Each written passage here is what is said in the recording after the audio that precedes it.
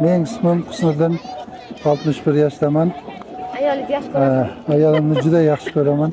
13 yil oldin bu palma yog'ini men ishib boshladim emas, menga berib boshlashdi. Biz erkaklarga o'zligimizdan ishmaymiz-ku. Har kuni menga shu palma yog'ini bergan sababi oyog'im qaqshab og'riydi, osqozon shek, hazm qilishlar yaxshi emas edi. Muammolar yetarli edi. O'sha har kuni kechqurun oyoq bosish kerak. Masaj qilish kerak. Masaj qilarmidingiz ayollar? Ha, har kuni har kechqurun kuni. masaj qilmasam bo'la uxlamasdi. Keyin massaj qil desam, "Mana shuni ushib qo'ya qoling" deb karatina beradi.